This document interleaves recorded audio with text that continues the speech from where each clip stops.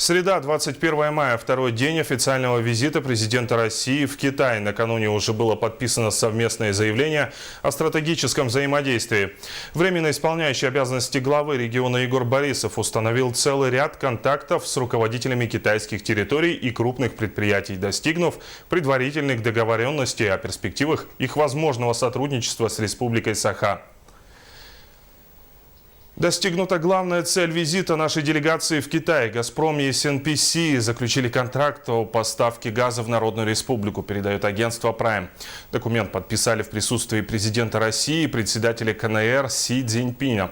Речь идет о 30-летнем контракте на поставку до 38 миллиардов кубометров газа в год.